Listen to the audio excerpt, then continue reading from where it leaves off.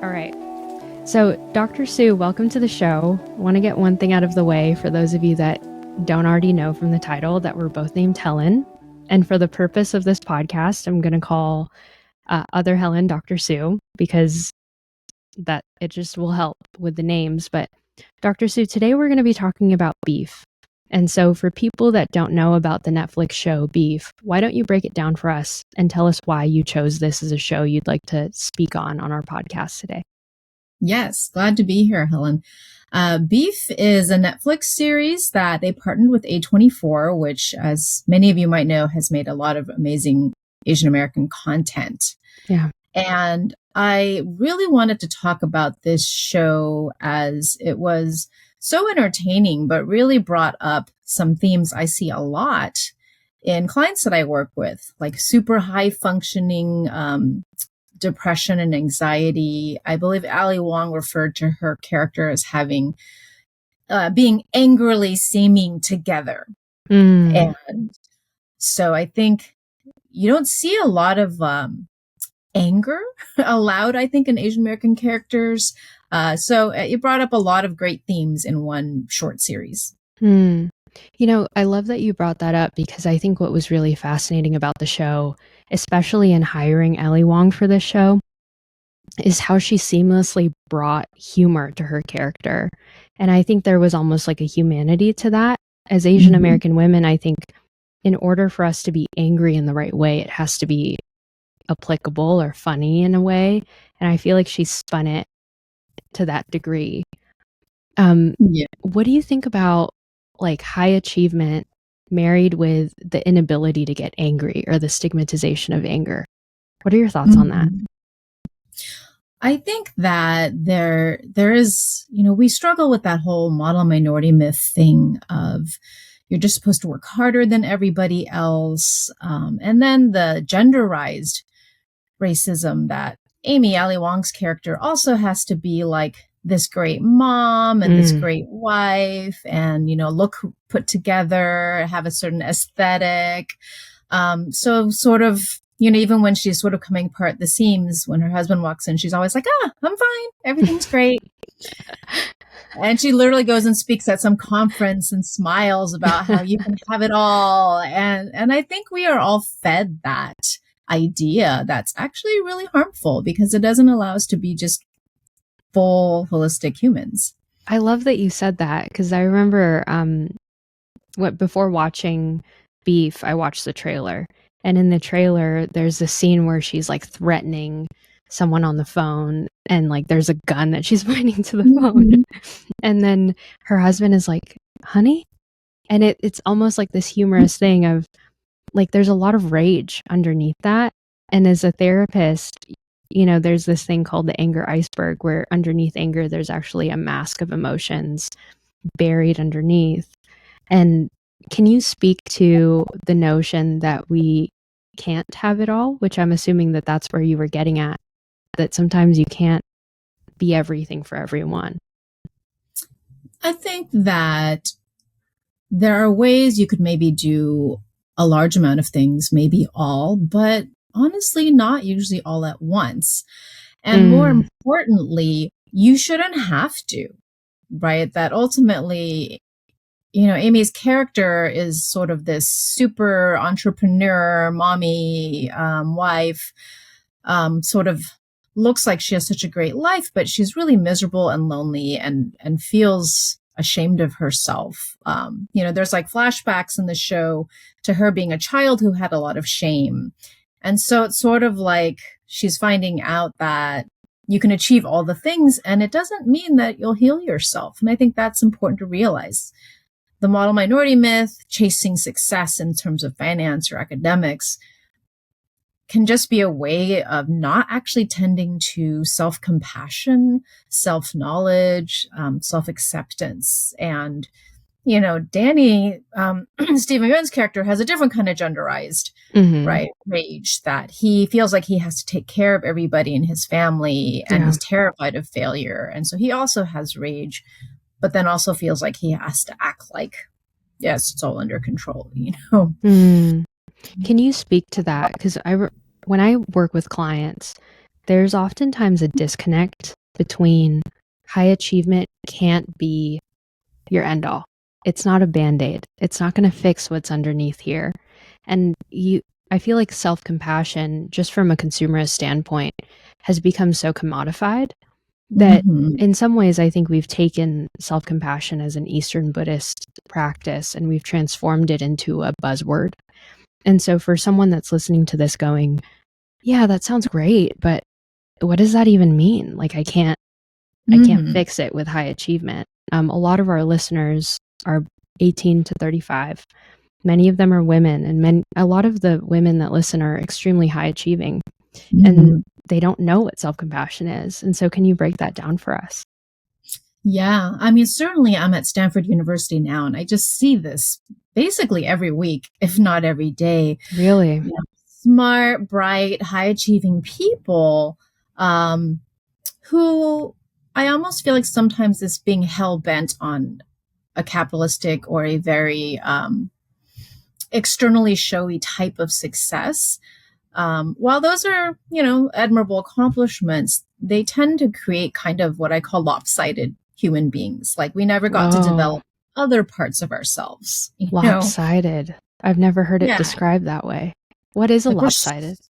We're so good at trying to earn approval with maybe grades or volunteer work or money, but maybe we don't really know like ourselves. Maybe we don't really have the best communication skills. And I think for those from collectivist cultures, this Western commodified self-compassion sounds so awful. And I kind of think it is.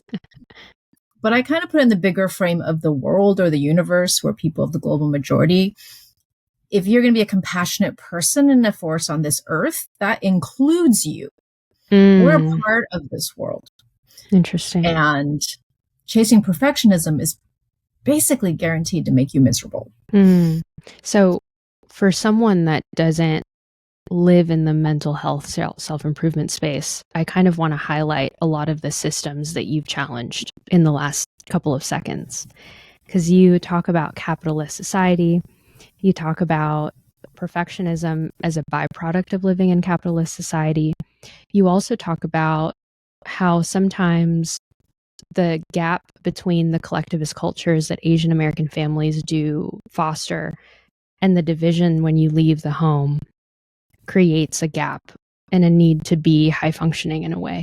And so, like, how does representation in beef challenge the stereotypes that a lot of people have around mental health, given all of the systems that you've just identified as problematic in this conversation thus far? Yeah, there's so many themes in the show that I like how it shows people struggle in different ways, and not being able to be honest with each other just makes it worse. I certainly understand that being vulnerable enough to share areas where we're scared or have shame or anxiety often feels like the last thing in the universe you want to do. But what a lot of people can discover, for example, in a safe relationship or in a therapeutic confidential relationship, is that thing you want to avoid the most might be the thing that actually leads you to some sort of like liberation. There's multiple family members in beef that they do love and care for each other, and yet they never talk about what they really feel. And they're deeply lonely despite having people nearby that they love. And that's on so many levels, like Amy and her parents, George and his mom, Danny and his brother. Like we have the care maybe, but not these skills. And again, you can work as hard as you want, but it's not going to improve your relationships and your sense of purpose in these other areas. You can work on success, but it's not going to improve your relationships in these other areas. I wonder, like, why do you think it's so hard for folks in Asian American households to admit how they feel to one another? What do you think is holding us back from that? There's so many things certainly one aspect is we do tend to come from families that hold a great amount of intergenerational traumas. Yeah. Things that sometimes we don't even know about because our parents or our grandparents, they don't even talk about a lot of what they've endured. So there's a real practical reason that the focus has maybe been on structural safety. So get good grades so you will have a good job and you're never going to have to go hungry. Super practical. But then so much energy goes there that often there's an inability then to talk about what is very painful. There's literally a language barrier and a culture barrier within our own homes, right? How many of us, I mean, I am fluent in Mandarin, but certainly not even remotely up to par with my English vocabulary. And so that's like a barrier that a lot of us experience within our own families. Yeah. And then there's hierarchy that I think elders don't want to show that, you know, they may have made mistakes or they have hurts or fears too, not realizing that actually humanizing somebody is actually a better way to teach them sometimes than like that's just hierarchy and pretending you're, you know, immune to everything. Yeah. When I was younger, I had a lot of internalized rage, similar to Amy's character. And I actually did a genogram with my therapist before I became a therapist. And what I discovered was that my father had been through war, and my grandfather was diagnosed with PTSD, and my grandparents had also been through war, the Pacific side of the Philippines. And so there was already that internalized intergenerational trauma embedded in my body and in my bones. And it carried through generations of just fear of not having enough or fear of war. And so in a lot of ways, I really identify with the shame, guilt, and intergenerational trauma that you speak of. But the reason why I bring this up is I'm actually curious about your family, and I'm curious about your Chinese background as well, because I think for someone listening to this episode, they're looking at you with the facts that they know thus far, that you work at Stanford, that you're coming out with a new book in July, that you are this high achiever by societal standards. But what is it that people might not know about what got you into this work and why this work matters? I'm super open. I love when I give talks that sometimes I'll ask my audience, like, you know, who is a consumer and a client and a patient of mental health services? Who here is an educator, professor, who is a friend or a loved one or a family member of someone living with mental health issues? You know, this is all as we go into talking about breaking stigma in our communities and helping each other. But then sometimes I think I surprise people when I point out, you know, I am and have been all of these things, right? That it's a false dichotomy to say, well, I'm a provider and I'm an educator. Well, no, I've been a client too, and I've suffered too. And I'm also a friend and a loved one and a survivor of suicide loss. You know, that is real. And I think that's actually the most important part of my work and my skills, not the degrees and stuff. Love how you said that. Not the degrees and stuff, just so you know. I guess, like, how do you see that, right? Like, with the contrast of characters through media, I think we can then begin to see ourselves. And so how do you conceptualize achievement given the healing that you've been through? One of the things I talk about in my book is really identity, values. That includes learning some of your history, right? You brought up the importance of realizing and understanding, like family history, but also how global history has impacted us, that's very real. One of the things I love about that, you know, it's not fun learning a lot of this difficult history, but it helps a person to realize that some of this, much of this, it's not a you individual problem. It's a systemic, historical, political power exploitation problem. Wow. Yeah. Because even if you take the example that I just shared with you of how my family has PTSD on both sides, you can see how World War II specifically, played a large role in that that political power definitely played a huge part in how my body and nervous system was affected by it by proxy. And so I'd love to hear from you of, were there any political events that might have affected you at a personal level? Yeah. And I think, like your listeners, I feel like I'm constantly learning. Yeah. Because my family doesn't tell me everything either. And sometimes it has never occurred to them, or sometimes they don't want to. Yes. One part is, I think I had a lot of internalized, genderized racism and internalized oppression when I was very young. Where'd you grow up? I grew up in Cupertino, California, when it was not very Asian. We now call it Little Taiwan. Yeah. It was not like that at all when I lived there. What years? That was in the 80s. Oh, yeah. Before the huge uplift. Before Apple spaceship, became a thing. Yeah. Mm-hmm. So literally, I sound like I'm ancient. When I grew up, there were fruit orchards.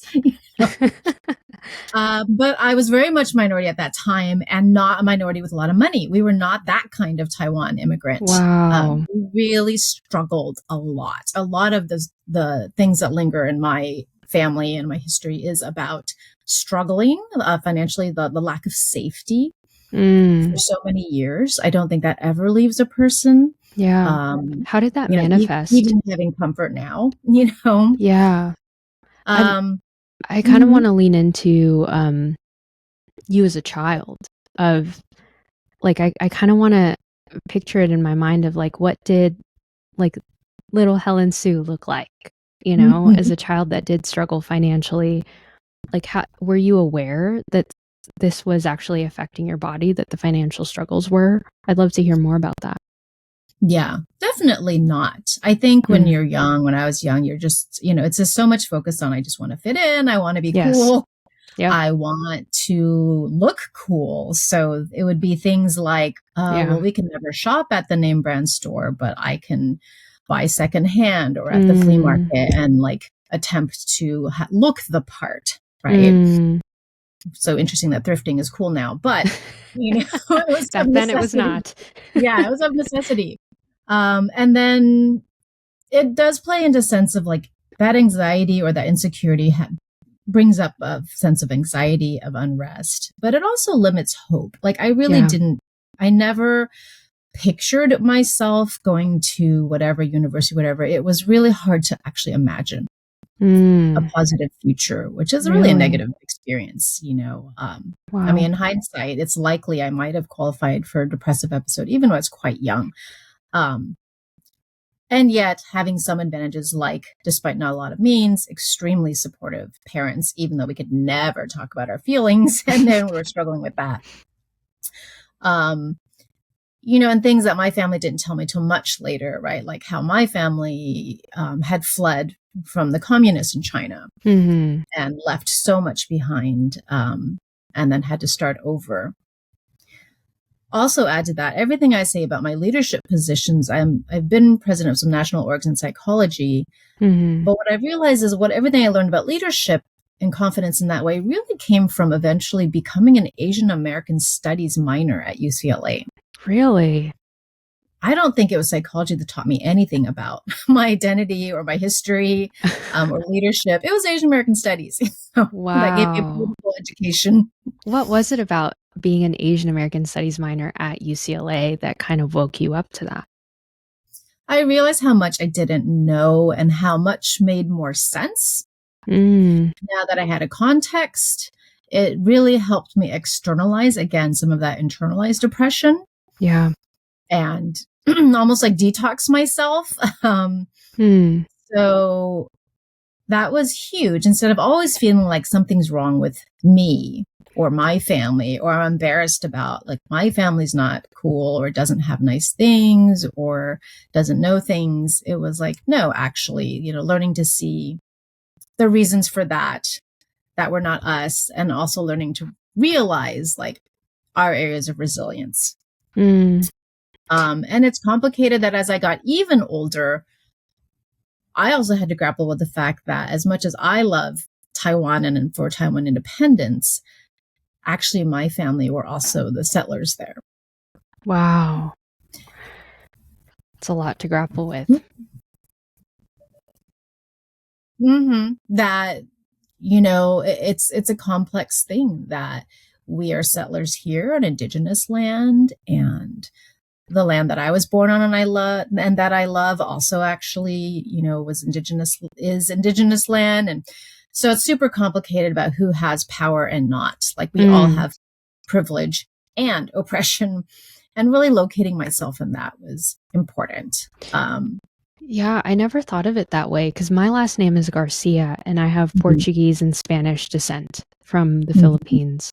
And my ancestors were also settlers on indigenous land. And I acknowledge that very few relatives I know of historically weren't actually from the Philippines. And so it's interesting how, like, I feel a lot of humility now, given your point of, you know, sometimes we're so quick, where I can really speak for myself. I can be so quick to other people or other myself, not knowing that there's probably a history from my own family lineage that reflects the same, for lack of a better word, judgment that I might inflict on another being.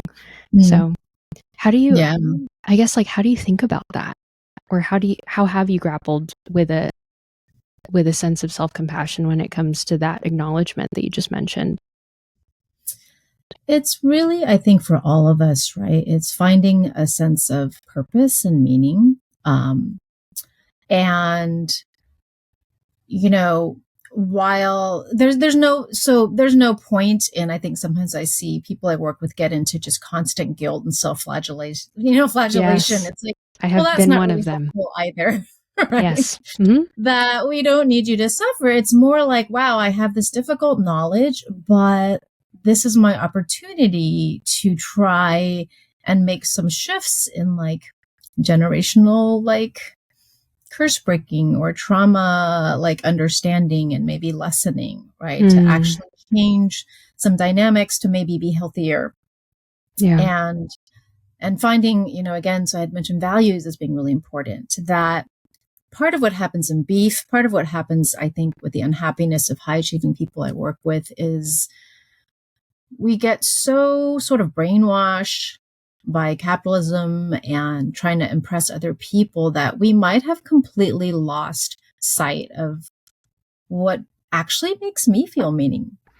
Like, what are my own values? Wow. I'm trying to meet someone else's values, but I'm empty inside, which is what I think you see a lot in beef. Yes. It's interesting because I as you can, if for someone that's not watching on YouTube, I have like a microphone and I'm recording using a recorder. Something was happening with my recorder, so I took it to a repair shop. And long story short, they made it really hard for me. And I'm kind of in this practice right now of just telling the truth. And I let slip something that I usually don't ever tell people about my own belief system. But I said, no, I understand. Like, that's part of living in a capitalist society. You have to charge me for something that I paid for earlier. And just making the implicit explicit, like I could see the remorse and the sadness come over the worker's face. And him going, no, you shouldn't be sorry about that. Like, I'm just really sorry that you have to deal with this. And I think shifting to cultural perspective, I think there are so many things that we don't say out loud when it comes to the systems that we're a part of, that I've been practicing that recently after that moment at the audio store, and just how much more refreshed I've been feeling, just being able to be honest about the world that we live in. Yeah. What I feel and that I see in the show is that having reached a point of like as little filter as possible. Yes. It actually takes work when you've spent so much of your life learning defenses, learning how to impress people, because you want to protect yourself in that way. And then maybe the best thing about getting older, is just realizing that like being authentic as possible kind of just clears away so much. Yeah. And that's something they struggle with throughout the whole show, and then ironically, I mean, we touched upon earlier, like I have my degree now and a great job and yada, yada. But what I've told some of my students, I said, actually, the fact that I had so little hope and so little vision for myself when I was younger, and I was quite lost, identity-wise, career-wise, that the one good thing about that was I was at a place of just like, like I have nothing to lose. I can just try stuff. How old were you at that time? About 16. I Wow. was given an opportunity to leave my high school, which everyone thought was the stupidest Bonkers. thing you could do. Yeah, because I was at Monte Vista High School in Cupertino, which everybody's Asian parents move heaven and earth to get them into that high school. I can relate. Yeah. And I hated it. I hated it so much. Yeah. Academically rigorous. Yeah. And boring and a bunch of rich kids. And, I started dance at college when I was 16. Really? That's awesome. What kind of dance? I did dance, and I was at the community college. Wow. So you ended up going from Monte Vista to a community college. To community college. And that's where I discovered Psychology 101, which became like 6 more psychology classes. Wow. And so that was like, this is just about meaning. And this is what seems meaningful and interesting without any like, this is going to impress somebody. This is going to make me money. Look, I had no thoughts ever that this is going to be a career or make me a bunch of money. It was just a topic that felt meaningful for the first time. So you really followed your curiosity. I love that I was proven wrong about you, because I think that like when I think about like a Stanford like doctorate, for example, I think of someone that just went the straight and narrow path. But the more that I get, like, actually interviewed Dr. Christine Ketapon, who's now the president of the Asian American Psychological Association, the president that you used to be at one point. But like, she was telling me that her path was also unconventional, that it was when her father had died from cancer that she took a path away from pharmaceutical sales and into therapy. And I actually had no idea that you just kind of followed your instincts and followed your gut when it came to what you wanted to study. And so I kind of feel a lot of empathy for the listener right now, because we've gotten listeners who have told us that they just really don't know how to follow their inner voice, that like societal voices are so strong in their mind that it's hard to take that brave step toward what they believe is right. And so what advice would you give people who really do want to follow their path, but feel like it's too late for them at that point? I will say I have a lot of problems with the United States and capitalism, but one thing that is a big plus here is that there really are opportunities to reinvent yourself. Yeah. At multiple times throughout your life. So that is a great thing. To change careers, change directions, take a new class, that is something that is available. And that sweet spot is like something that I'm like maybe at least moderately good at, but also interested in, but also is rewarding and then pays me decently. And it's like the ikigai. So, but it's not too late. I mean, certainly it's doing your research, and then certainly it's always remembering that our lives are we're supposed to be lifelong learners. What I hear a lot from people is that we're all sort of chasing this idea of like, once I get that job or that degree or that marriage or, fill in the blank, then I'll feel totally okay. Yeah. And it's very kind of Buddhist to kind of accept that actually the human condition is never going to be just totally okay. And that actually the acceptance of that and realizing there are always going to be waves, there are always going to be seasons is actually kind of liberating also. It's like, oh, things might be horrible right now, but that's also not forever. This is a season. And there's simply no way to grow without being uncomfortable. I understand completely when we are anxious, the first instinctive thing we do is cling, right? We want to grip onto what we know. But so much of modern life, like you see in the show Beef, is people feeling trapped and stuck in their lives. And they know they're miserable, but they don't want to or know how to break out of that. Mm-hmm. Yeah. And so I would say, yeah, you have to experimental method, like push at the edge of your comfort zone on a regular basis. Yes. I also, given that theme that you just mentioned when it comes to beef, people feel trapped. I think that revenge is also like an undercurrent of, it's so, you can taste it in the show. It's like, I'll get you back. Like, you cut me off, I'm going to cut you off. Like, I'm going to hit you, you're going to hit me. And I guess when it comes to, that discussion of anger and feeling of trappedness, like, what do you think it is about revenge that gives people a new fuel? Because in some ways you can argue that, Danny and Amy fuel each other to be better and to like level one another up, but maybe not in the best ways. Right. Can you speak to that? I think their interaction is funny. It's revenge. It's sort of having, although they're like mad and they hate each other and do terrible things. Yeah. But they're also like excited to have this cathartic thing and this new thing to break them out of their routine. That's like such a new focus. But unfortunately, then they focus all of their problems, all of their lifelong frustrations are thrown at each other, like as a proxy for everything that is horrible about my whole life.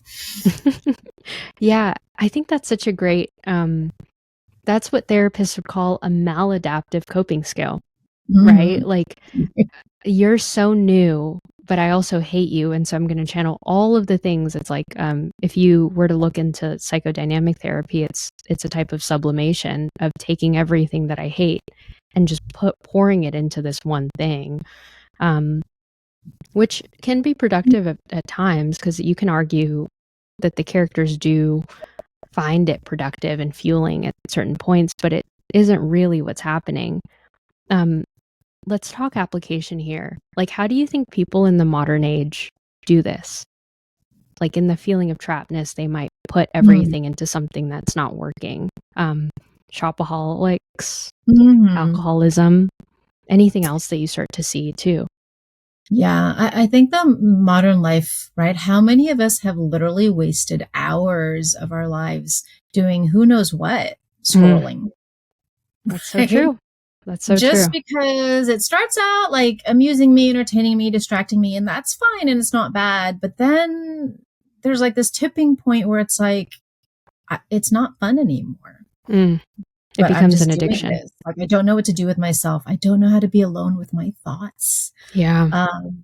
Right. And yes, the alcoholism, substance use, shopping addiction, the constant need to have shinier, newer, more brand name stuff that doesn't fill the purpose gap in your heart. Yeah. And I've heard people say things like, I will feel great once I get that degree. I will feel amazing and be happy once I get that promotion, or once I get that flat stomach, or, and then they get the thing or that fancy car. And it's like, I kind of feel the same, actually. Yeah. It's like the Amazon effect. Like, you get a delivery in your front door, you get excited, but as soon as you open the package, it goes away. It's like the magic melts away.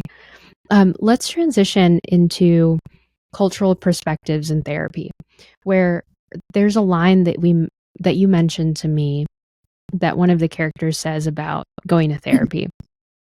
Talk to me about that line. Maybe you can repeat the line in the scene again, and talk about why therapy is so stigmatized in Western cultures by other Eastern cultures. Yes. There's a point where Danny, Stephen Yuen's main character, is kind of ranting about something, and George is a little concerned and says, have you ever thought about going to therapy? And Danny's response is just like, oh, yeah, Western therapy doesn't work on Eastern minds. Yeah. And he just blows it off completely. Yeah. And I thought that was actually kind of hilarious, because it was so true that I've met plenty of people who really feel that. Yeah. And I made a short reel on my YouTube where I addressed that, where I'm like, well, I think it's kind of true. if you think of Western therapy as, yes, who was the study? Like 90+% of psychology articles published in English address Western cultures, right? Like the So weird people. they don't represent the people of the global majority. Mm-hmm. And a lot of what people know of as therapy is like still the old images of like Freudian guy with a beard and a jacket, like analyzing you as an individual. Yeah. And yeah, that's probably not going to be helpful for us. Yeah. However, so-called Western therapy, a lot of it is really just appropriated from what our heritage countries have always known and done. CBT, basically Buddhists have been doing that for thousands of years. Acceptance and commitments therapy, same thing. DBT. DBT, totally taken from meditative practices worldwide. Yes. Things like Kristen Neff and self-compassion, also taken from other cultures. The use of yoga, of qigong, of pulse points, somatic healing, that is so-called Western therapy. That is all from our ancient heritage cultures. Yes. And now we have empirical research that finally, validates what we've always done. Like actually validates like, hey, drumming or singing or making art or meditating actually changes your brainwaves and moods. Well, yes. And our ancestors knew that. Which is, I guess, an argument for why therapy works, where I guess like I think therapy, what's unfortunate about it is I still get that image, and I'm a therapist, of the Freudian beard and like sitting back on the couch with your hands folded, trying to figure out what your life means. And I actually, this is a roundabout way of reflecting on your statement when it comes to somatic therapy, DBT, CBT, all coming from Eastern religions. But when I was an intern at a specific nonprofit facility, every therapist looked the same. It was a white woman with glasses and a bun. And I remember walking in my first day, and I was this brown girl, curly hair, dressed very differently, not in a casual way, but just formally dressed very differently for the modern age, not in a blazer or anything, just a very business casual outfit. And I remember there was a comment made to me that I was this like small, tiny, charismatic Asian girl, and that I would get more people wanting to work with me because of my appearance. And I remember having it in my mind that I didn't want to stand out. So I just would dress down or dress up to look like everyone else. And I remember buying these like really awful glasses. I wear contacts. And it's just something about, cultural distress and feeling othered immediately, where there's something about being from an Eastern culture, a Southeastern from my end, and just feeling vastly different. It's the worst feeling in the world to feel like you're different from everyone else, like it goes back to the story you were sharing about growing up as a Taiwanese girl in Cupertino, California, before there was a huge Asian movement happening there. Yeah.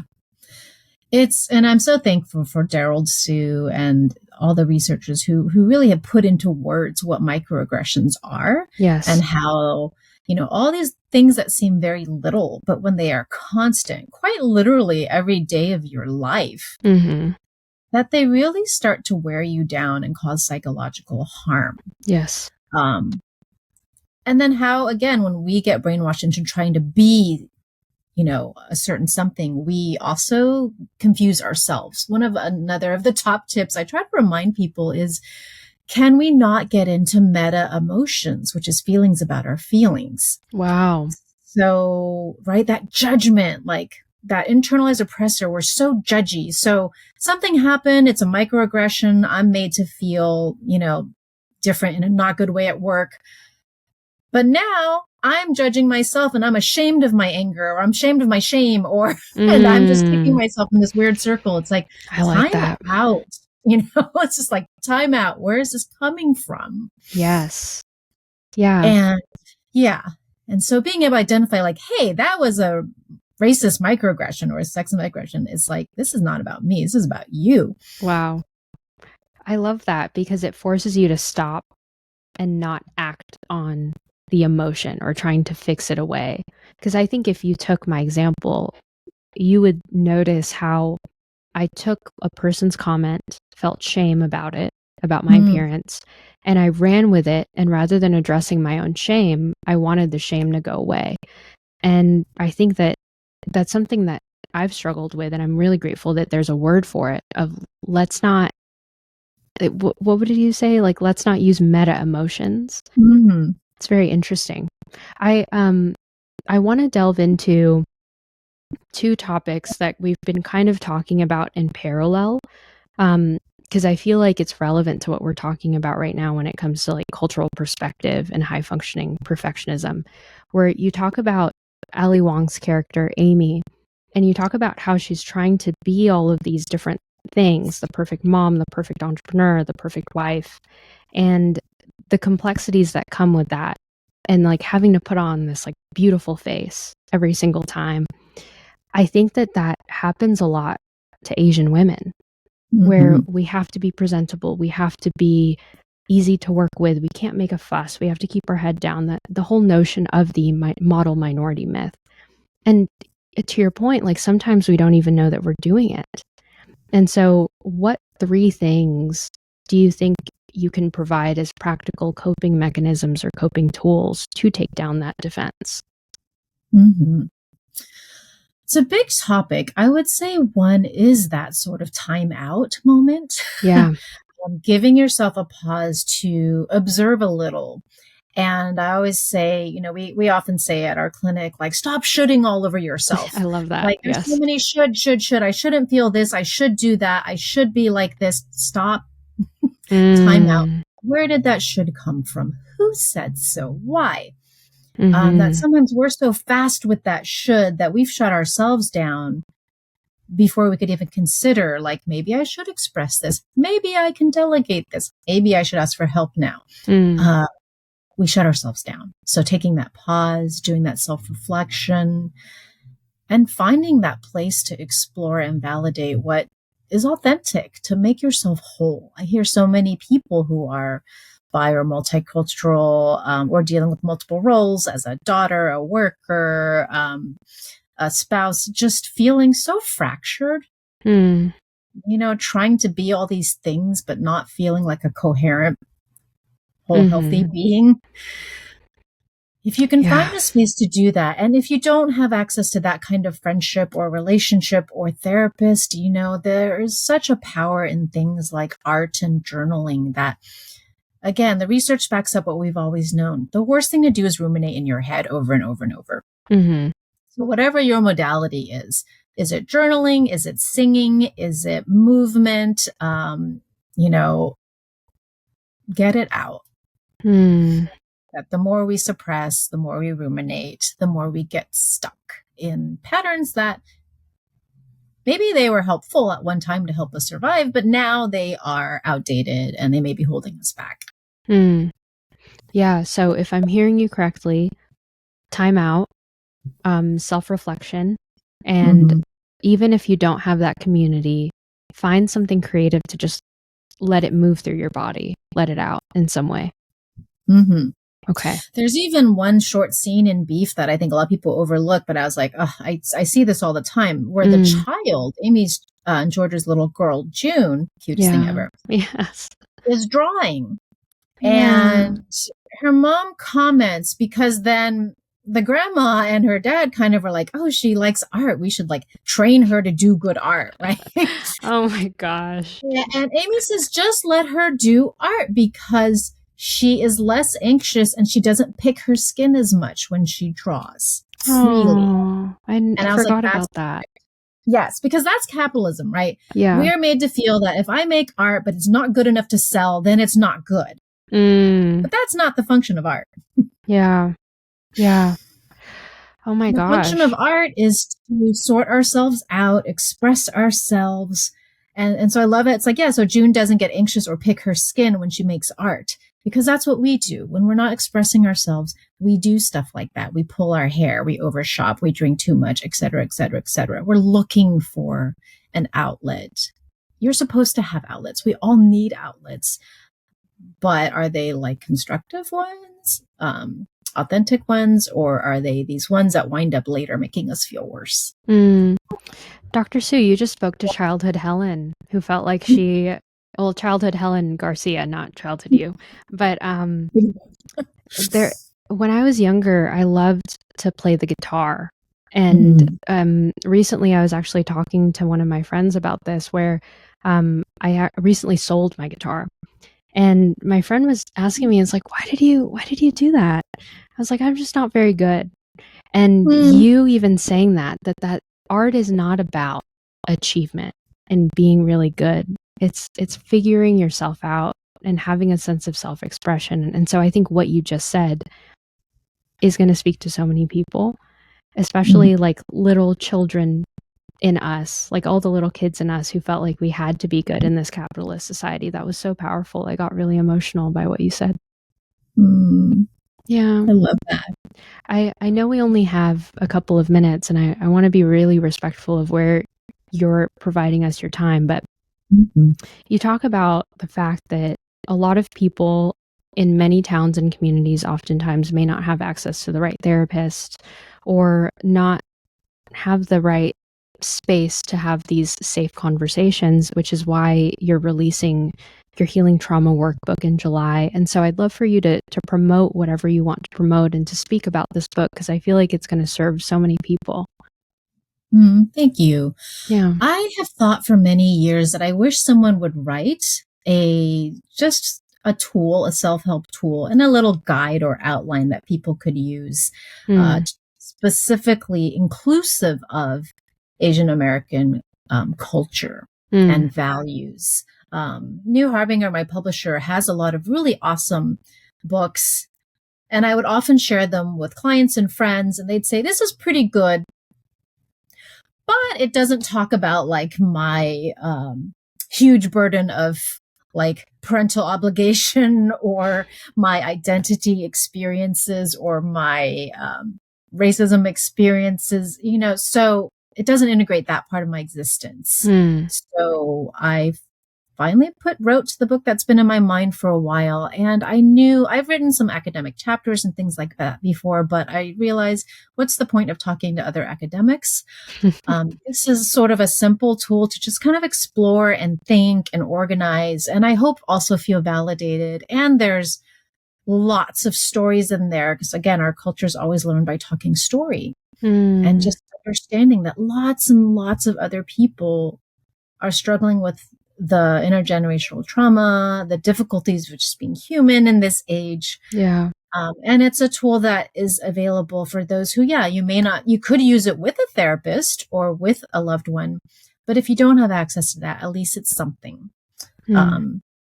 Because therapy is very expensive, and finding a culturally responsive, well-trained therapist is super challenging. Yeah. And that comes out in early July, late July. Yes, July 1. Yay! I'm excited. I'm going to grab a copy when it comes out. But Dr. Hsu, I just want to acknowledge you. Thank you so much for sharing your tools today. And thank you for connecting all of these scenes that we got from Beef from this podcast episode. I just think that your way of teaching is so applicable and so self-compassionate. But it's also like coded with challenge, and not in the challenge where people feel attacked, but in the challenge of look at the society that we're living in and try to analyze whether or not this narrative is actually serving you. And so thank you so much for your time today. Yes. Thanks so much, Helen. And you definitely picked up on that. Like, healing is also about taking your power back. Yes. And seeing all the ways that like we have had what we need. And it's a lot of reclaiming that and deprogramming of ourselves that is part of our healing. Wow. And thanks for your work and all of the work that you and Yale Chair Collective does. That's so good. We can even clip what you just said, that you already have everything inside of you. Don't allow society to believe that you're living in lack for whatever reason. I love that. Thank you. Yes, thank you. Made it to the end of the episode. I think you deserve a thank you. Yellow Chair Collective, the podcast, wouldn't be anything without followers like you. I promise you that the production of these podcasts will continue to increase as the listeners increase and the followers increase. And so if you can do me a favor, if you found any value from this podcast episode, please give this a like, share, or subscribe to the show. It really helps us out. It keeps the word going and it helps our impressions. Thanks for listening, and I'll see you next Friday.